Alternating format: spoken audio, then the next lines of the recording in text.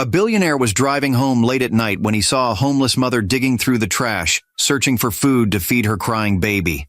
Her life was full of pain, shame, and rejection. But what the billionaire did next shocked her and changed everything.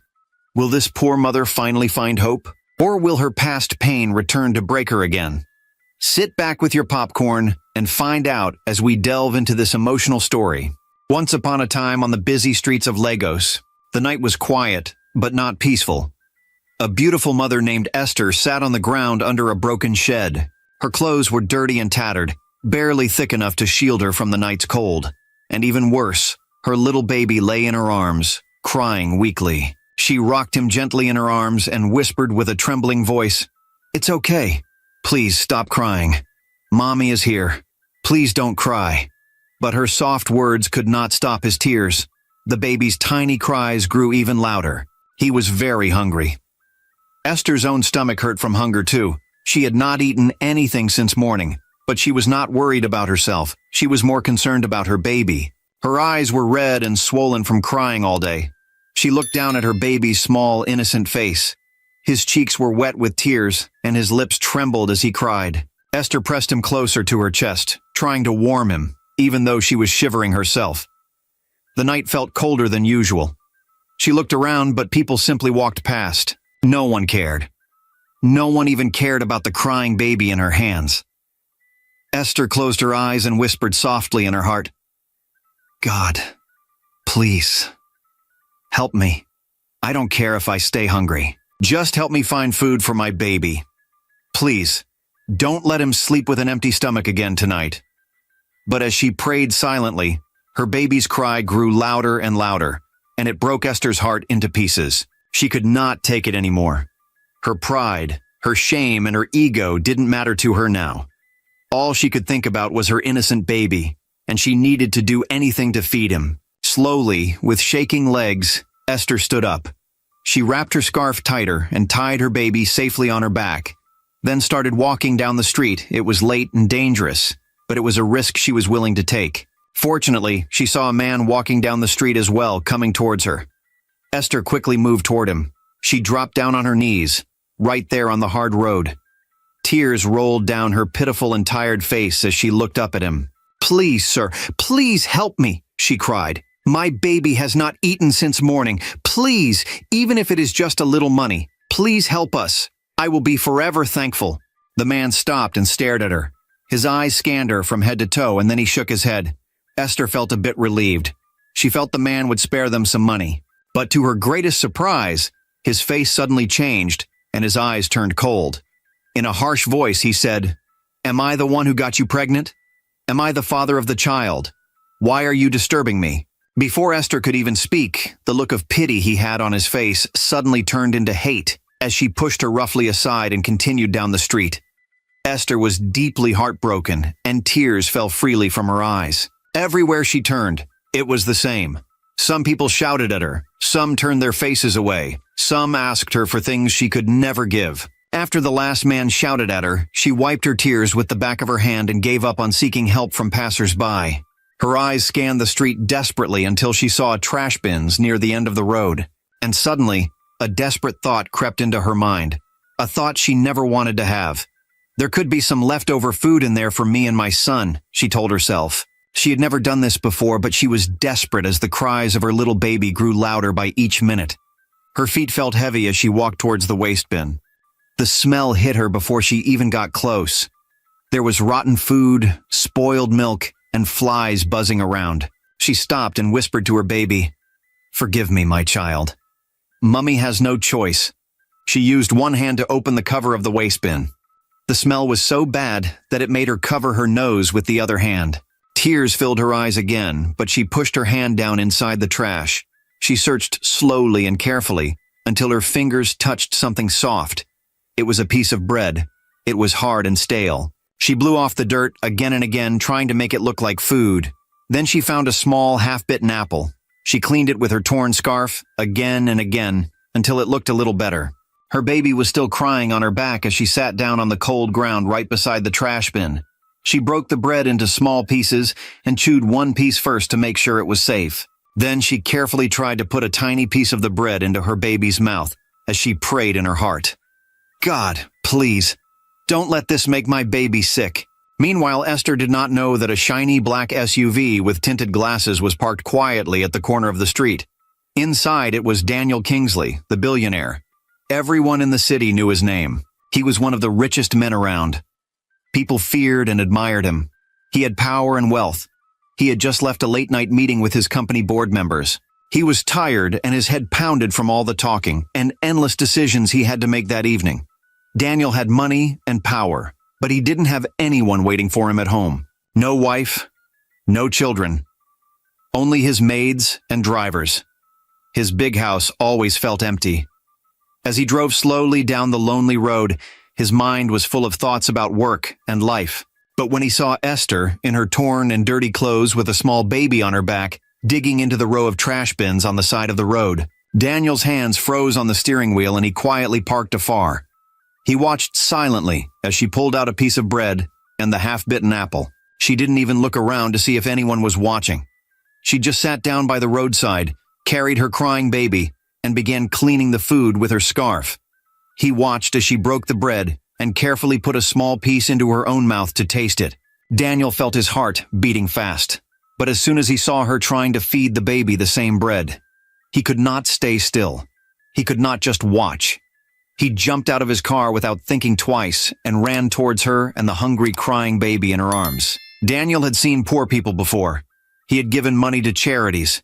He had paid for food programs. He had signed big checks to help the needy. But this was different.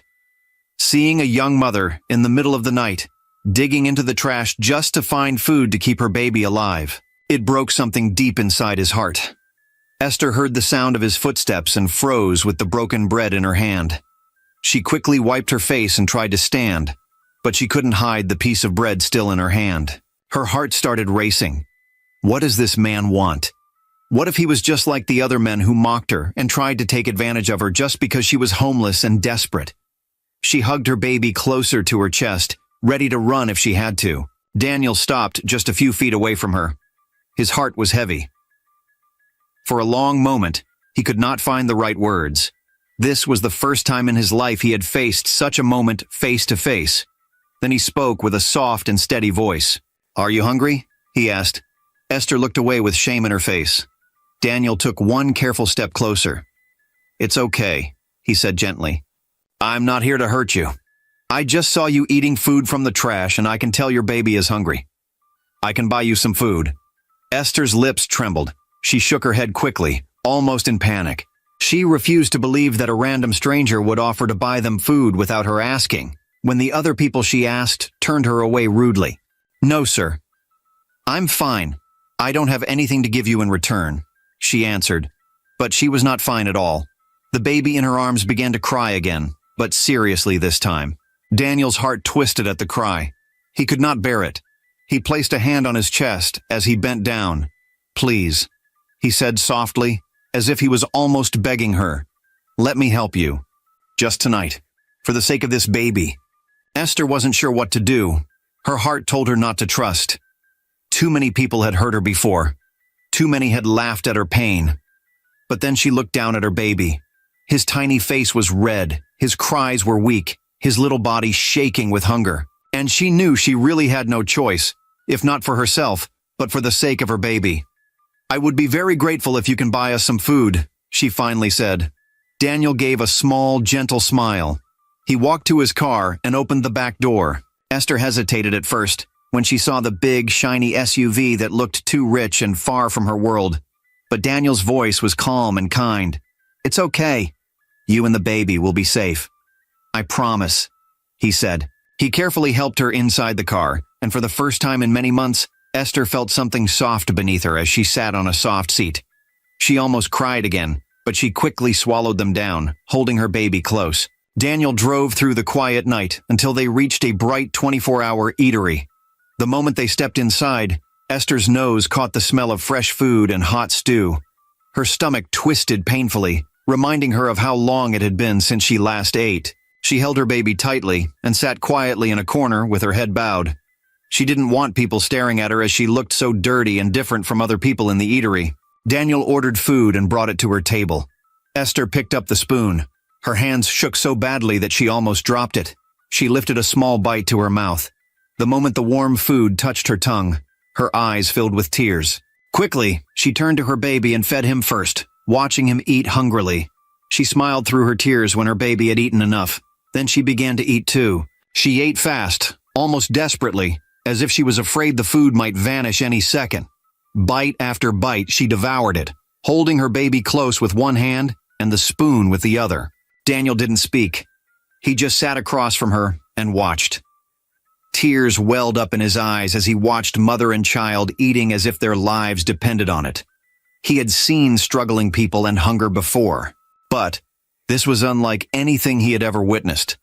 Daniel watched her closely as she ate the last spoon of food in the plate. Her face was tired and her hair was messy, but there was something about her that was calm, pure, and different. Finally, he cleared his throat softly when she had rested for a while. "What's your name?" he asked. Esther looked at him with gratitude. "My name is Esther," she said in a low voice. Daniel smiled at her. "It's a beautiful name," he said, hoping to make her smile. Then he asked again, "Do you have anywhere to stay tonight?" She looked down at her baby and took a deep breath before answering. "No, sir," she whispered. Daniel leaned back in his seat and thought for a moment. Then he stood up suddenly and said, "Come with me." Esther looked confused. "I can't leave you out on the street," Daniel said gently. "You and your baby can spend the night at my house. It's safe." Esther's mouth opened, but no words came out. Was this man serious? She asked herself. Her heart raced. She had met kind strangers before, but never a kindness that went this far. She wasn't sure, but something about Daniel made her feel safe. She followed him quietly back to his SUV, holding her baby close. The drive to one of his houses was quiet. Esther kept looking at him, then looking away quickly. She didn't know if she should trust him, but her heart told her this man meant no harm. Soon, they stopped in front of a big, beautiful house in the city. The compound was very beautiful, and the gate opened automatically. Esther's eyes widened. She had never seen a house this big before. It was like something from a dream. Daniel opened the door for her and led her inside. The house was warm, with soft lights and expensive furniture. Esther stood still at the entrance, afraid to step in. "It's okay," Daniel said gently. "You can sleep here with your child tonight." Esther suddenly fell on her knees, holding her baby tightly, and began to cry. "Thank you, sir. God bless you. No one has ever helped me like this," she said as tears rolled down freely from her eyes. Daniel bent slightly and touched her shoulder. "It's okay, Esther. You don't have to thank me. You're safe here." He showed her a clean guest room with a soft bed. He gave her a blanket and a bottle of water. "I'll let you rest now," Daniel said quietly. "If you need anything, there's a button on the wall that will call one of the staff. Good night." And with that, he left the room, closing the door gently behind him. Esther stood still for a moment, then slowly walked to the bed. She placed her baby gently on the soft mattress and looked around the room. The curtains were beautiful, and it all felt unreal. Tears filled her eyes again. She lay down beside her baby but couldn't sleep. Her mind kept going back to the man who had done all this for her. He didn't ask her for anything. He didn't mock her. He just helped her. Who was he? Why was he so kind? As all these questions ran through her mind, her eyes slowly closed, and she fell into the deepest sleep she's had in months. When Esther woke up the next morning, she didn't know where she was. Then she looked around and remembered what had happened the night before. The man, the food, and the house. She quickly sat up and picked up her baby just as she heard a knock on the door. The door opened slowly, and Daniel stepped inside, dressed neatly as if he had been up for hours. Behind him came a gentle-looking older man carrying a medical bag. "Good morning, Esther," Daniel said with a kind smile. "I brought my doctor to check you and your baby. I just want to make sure you're both healthy. I hope you and your baby have had a bath." Esther couldn't believe her eyes. It all felt like a dream. You brought a doctor? For us?" she asked, trembling. Daniel nodded. "Yes. Please don't worry. He's very good. It won't take long." Esther started crying once again. No one had ever cared for her this way before. The doctor checked on the both of them and gave them some vitamin drugs. When the doctor left, Daniel's staff brought a tray with hot breakfast and food for the baby. Esther could barely speak as she ate. She watched in disbelief as David brought out a small bag of new clothes for her and her baby. Only one question stayed on her mind. Why was this man doing all this? When she had finished eating, Daniel sat down across from her. He watched her carefully, as though he wanted to choose the right words. Finally, he said quietly, "Esther, will you tell me what happened? Why did I find you last night searching through trash?" Esther was quiet for a moment, then she took a deep breath and held her baby closer to her chest as she began. "I was not always like this," she said in a pitiful voice, filled with pain. Her eyes filled with tears. She looked at Daniel as though to see if she could trust him, and when she saw nothing but kindness in his eyes, her voice was soft but full of pain as she continued to speak. "I was born into a very strict family. My parents cared more about what people thought of them than they cared about me. Everything we did had to look perfect. The way we dressed, the way we talked, even who we became friends with. I tried so hard to make them proud. I worked hard in school. I got a job as soon as I could, and I never gave them any trouble. All I ever wanted was for them to see me as a good daughter." She swallowed hard and looked down at her baby. "And then I met Stanley, the man who made me believe in love. He was kind at first. He said all the right words. He told me he wanted to marry me, that we would build a future together, that he would take care of me and our children one day." Tears started welling up in her eyes as she continued narrating her story. "I believed him. I gave him my heart, and everything else. When I found out I was pregnant, I was scared, but I was happy too. I thought he would be happy as well. When my parents found out, they were furious. They shouted and cursed me, saying I had shamed the family. Then one night, they sat me down and gave me a choice. They said, 'Abort the baby, or leave this house forever.' I begged them to let me stay, even if they hated me. I told them I would still work, that I would take care of my baby without asking them for anything. But they refused. So, I packed my bags that same night and left. I told myself it would be okay because at least I had the man I loved, and I felt he loved me too. But, when I went to his house, he received me. However, the moment I told him I was carrying his child, he changed. He said he wasn't ready, and I was trying to trap him. He chased me out of his house and refused to see me. His family turned me away. I tried to call him, but he blocked my calls. Soon, I heard from our mutual friends that he had told everyone I was desperate, that the baby wasn't even his. People started avoiding me. I lost friends I had known for years." Her tears started falling freely now. "I remember standing outside in the rain that night, my clothes soaked, my heart breaking. That was the day I realized I had no one left in the world." Her voice broke, and she wiped her tears quickly so she could keep narrating her story. "I worked small jobs, washing clothes for people, cleaning, selling fruits, anything I could do to survive. But as my belly grew bigger, it became harder. People stopped hiring me. Some mocked me, saying I was stupid for keeping the baby. I started sleeping in abandoned shops and empty spaces in the market. Sometimes kind strangers gave me food, but most nights I went to bed hungry. When my baby finally came, I was so weak I could barely hold him. But when I looked into his little face, I told myself, I will never let anything happen to him, no matter what it takes. But it's been so hard. I begged for food, but many people insulted me. Some tried to take advantage of me. I kept telling myself things would get better. For months, we've been sleeping outside. No one wants to hire a young mother with a baby, and the men who offered to help me asked me for something I couldn't give in return. And last night, I just couldn't watch him cry anymore. That's why I went to the trash bin." Her words ended in a whisper as she couldn't speak anymore. Her tears were falling fast, soaking the scarf she used to hold her baby close. Daniel sat still and listened, unable to speak for a moment.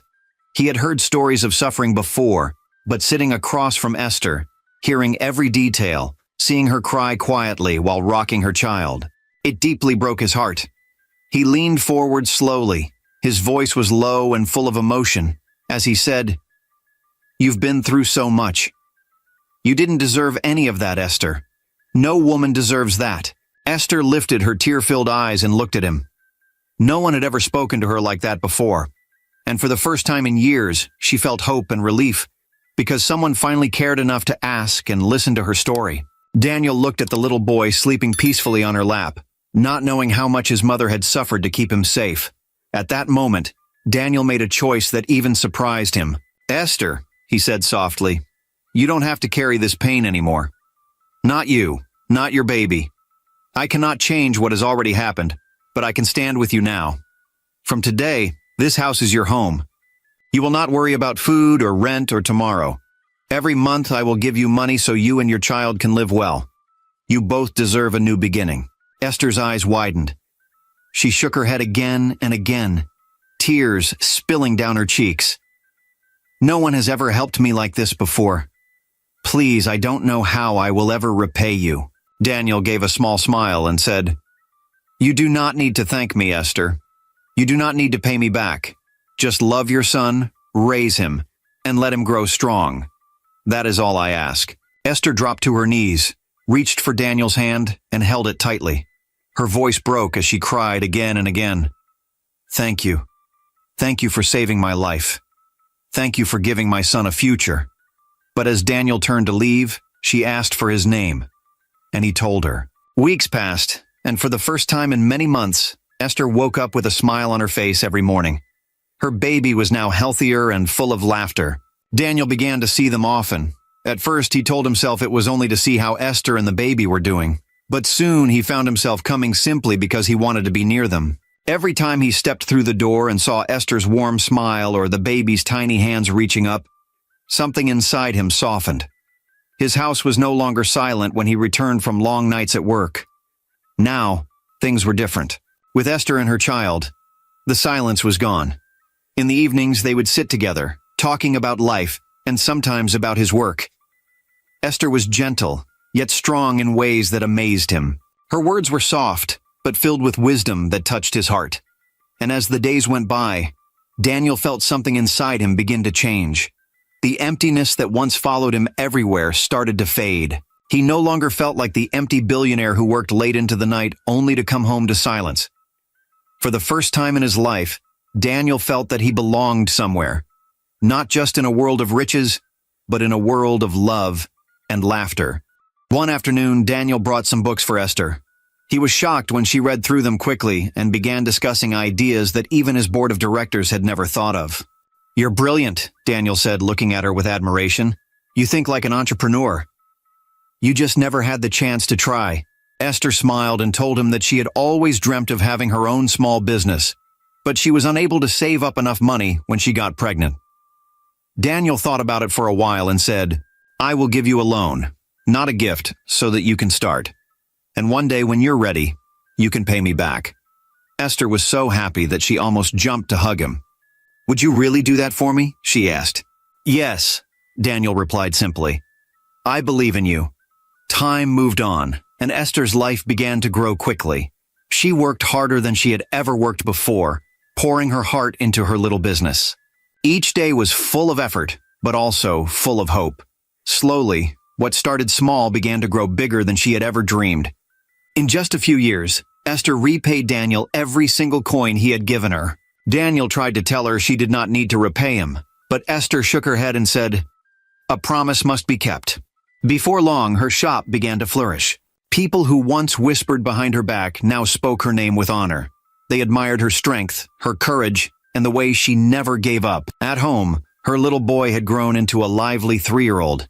He filled the house with laughter as he ran from room to room, calling out, "Uncle!"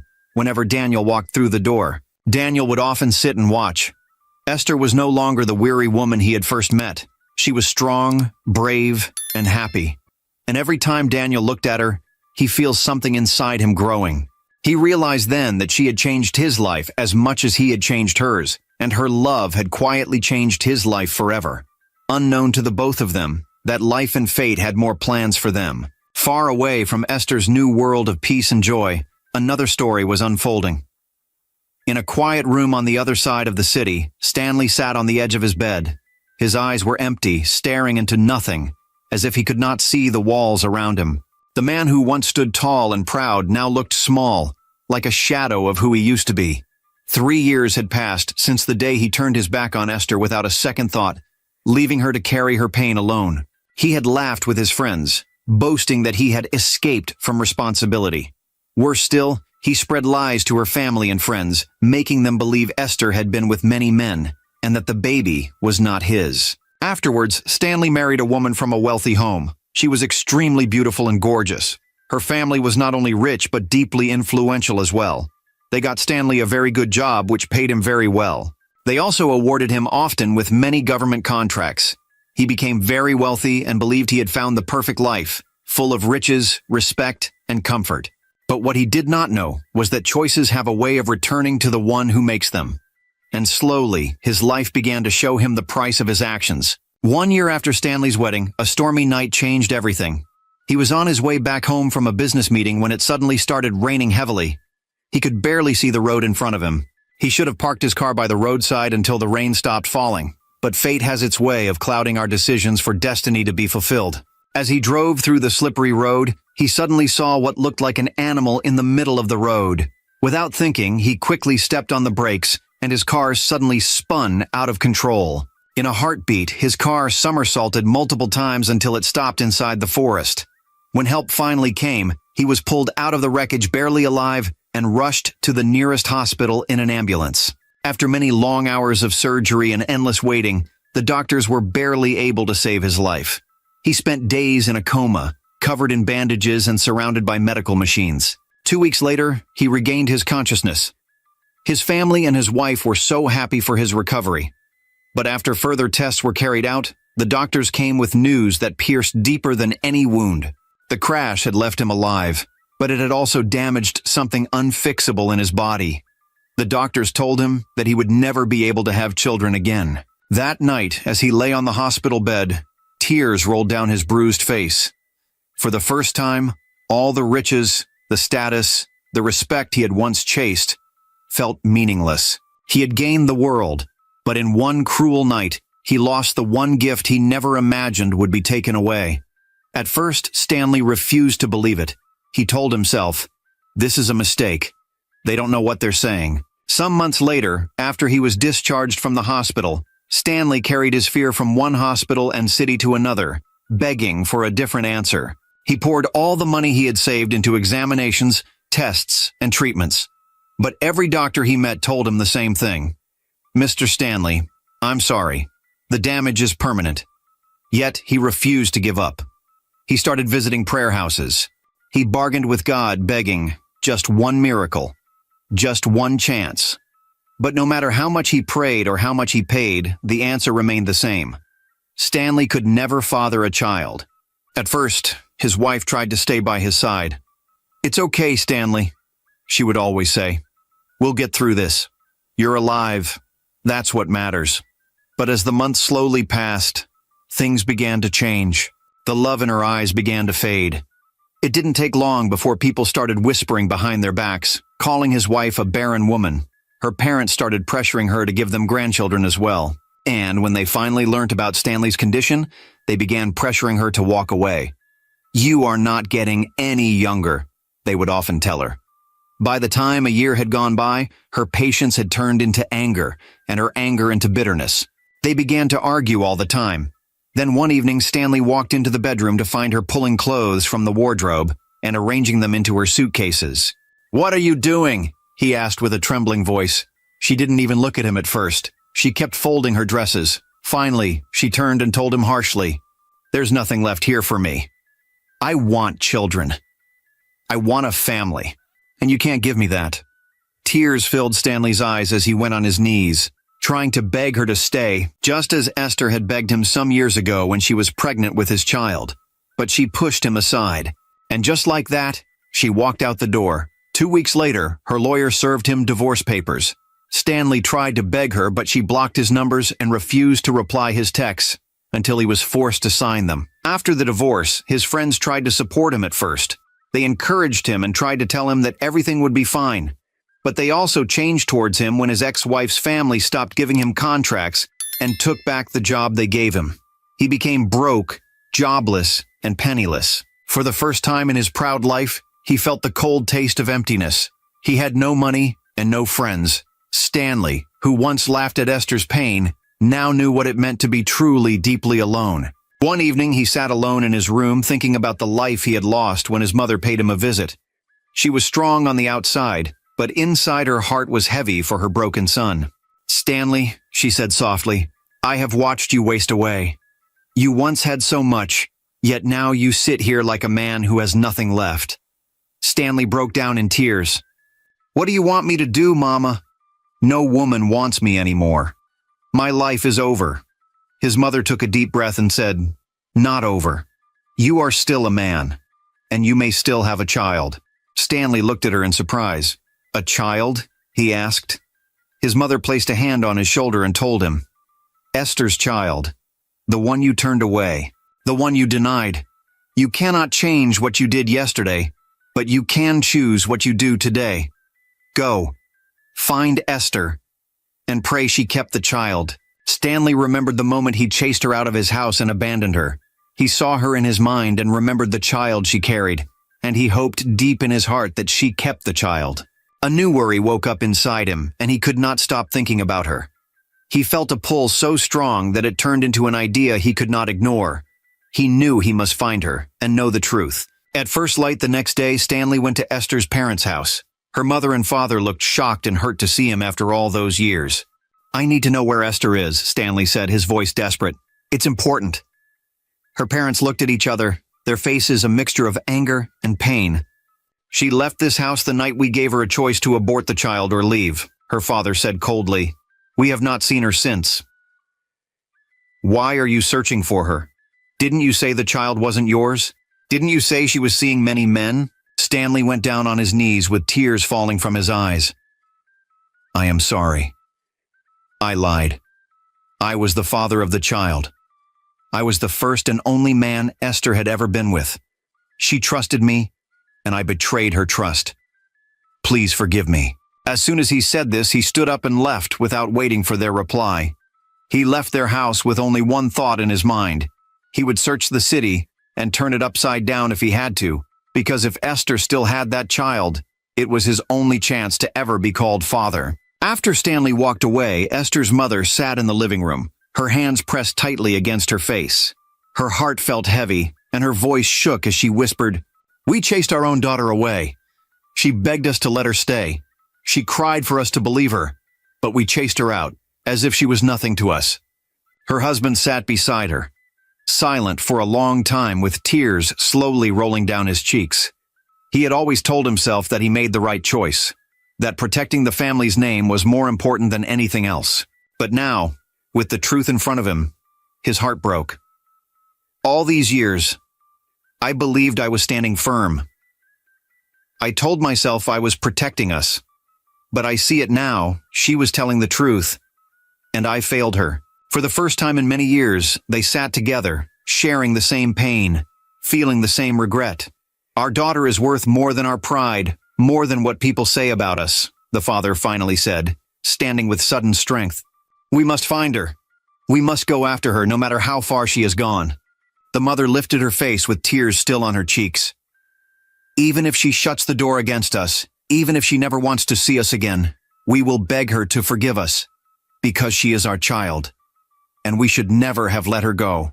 4 long months passed before Stanley finally discovered where Esther's shop was. He waited until evening, when she was packing up for the day.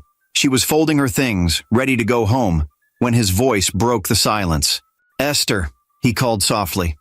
Her body froze as she instantly recognized the voice, despite the fact it had been many years, and it made her heart pound in her chest. Slowly, she turned, and when her eyes fell on him, it felt like she was living in a dream. "Stanley?" she asked. The man standing before her was not the same man she remembered. His face was lined with worry, and he looked older now, weaker and broken. But there was no mistaking him. He was the man who had walked away from her when she needed him most. Her hands trembled as anger rose inside her chest. "What are you doing here?" she asked, her voice shaking. Stanley stepped closer. "I came to see you. I need to talk to you." Esther's eyes burned as old memories flooded back. "You have no right to come here," she said with pain. "You left me when I was scared and alone. You let me suffer. You told lies about me, lies that tore me apart." He lowered his head in shame and regret. I know I hurt you.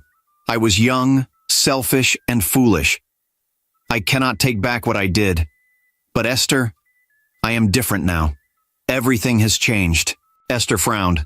"Changed? What do you mean?" she asked.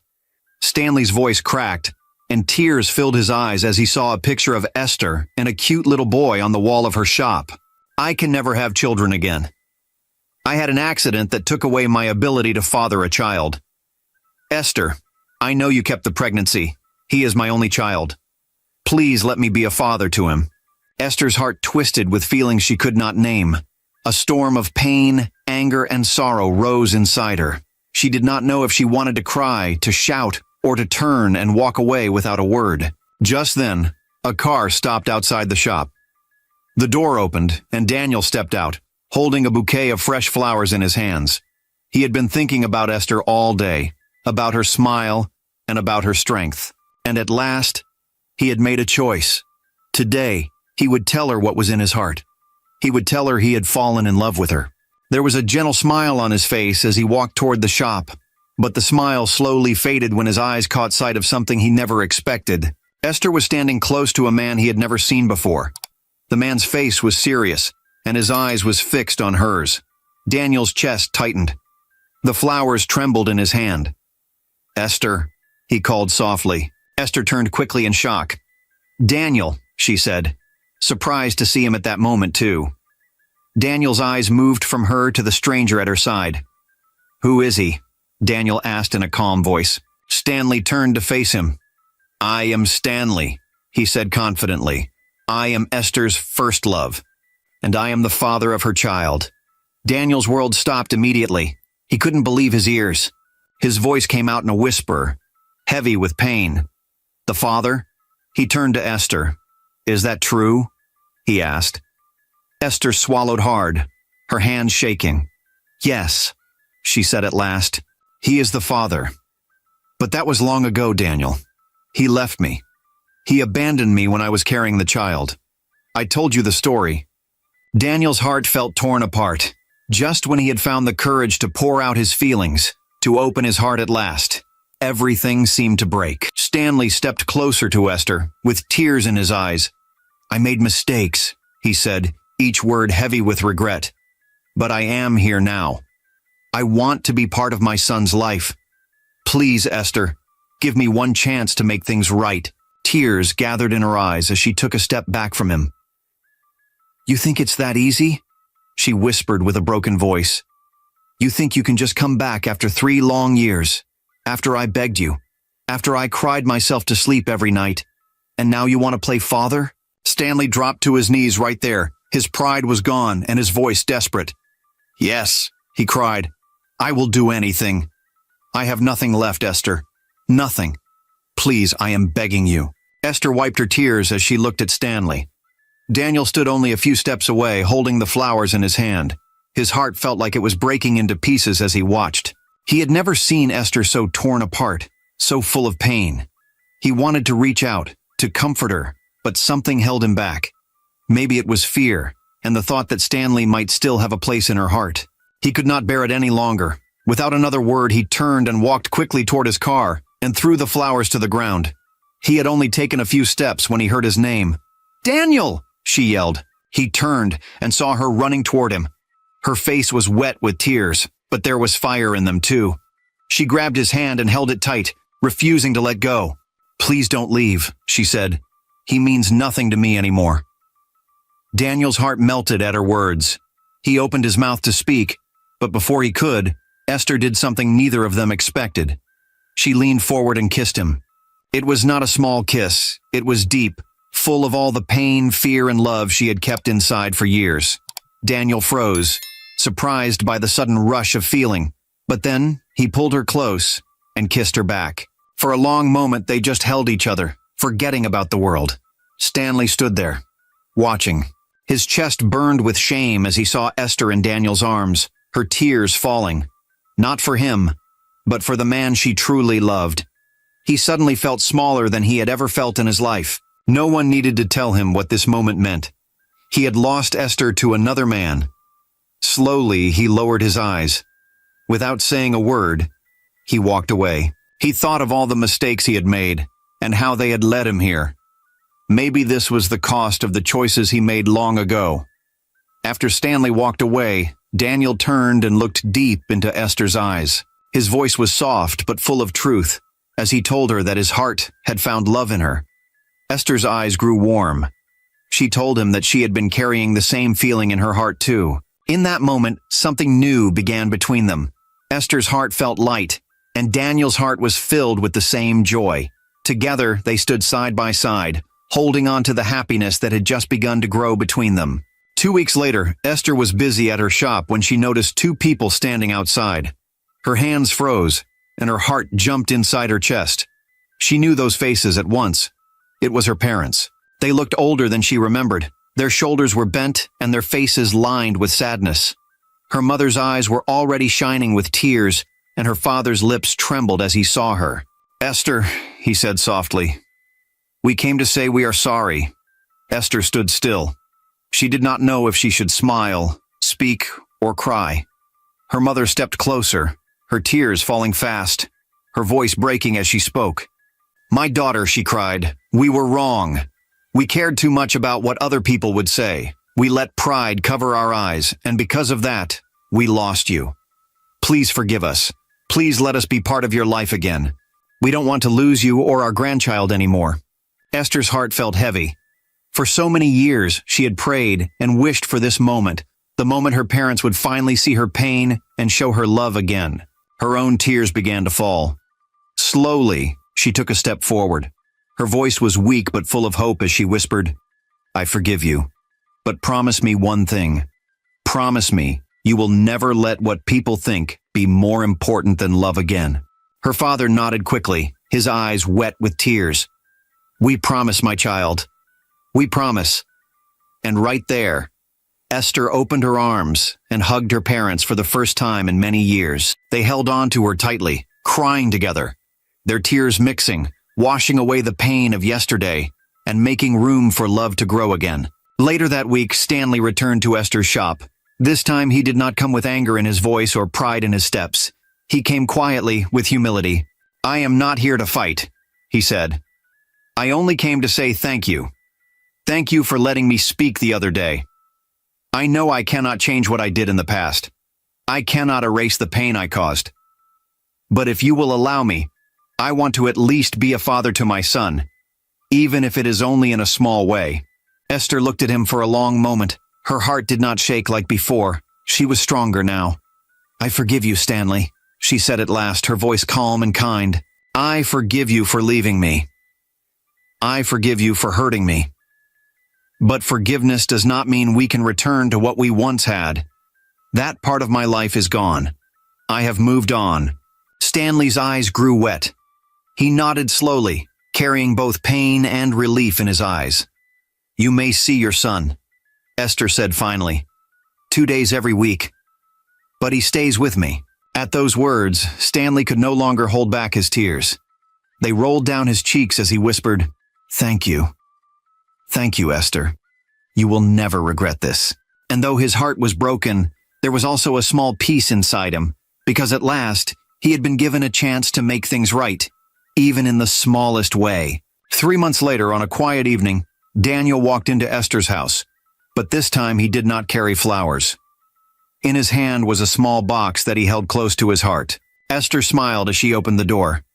"Daniel, what is this?" she asked, confused. Daniel looked at her for a moment, then took a deep breath. Slowly, he bent down on one knee. Esther's smile turned into a surprise. "Esther," Daniel began, his voice full of feeling, "you have changed my life. You showed me the true meaning of kindness. You taught me what love feels like. And you showed me what it means to have a family. My heart cannot imagine a life without you. Will you marry me?" Esther's eyes grew wide and her hands quickly covered her mouth. A wave of emotion filled her heart, so strong that tears flowed down her cheeks. But these were not tears of sadness. They were tears of pure joy. "Yes!" she cried, her voice shaking as she nodded again and again. "Yes, Daniel, I will marry you. Daniel opened the little box and gently slid the shining ring onto her finger. Then he rose to his feet and wrapped his arms around her. From the corner of the room, her son clapped his tiny hands with excitement. He did not fully understand the moment. He just knew that his mama was smiling. And that made his heart happy too. The wedding day felt like stepping into a dream. Esther walked slowly down the aisle, her white dress glowing as the light touched it. Beside her, her father held her hand. His eyes was full of happy tears as he proudly gave his daughter to the man who had brought so much light into her life. At the altar, Daniel stood waiting.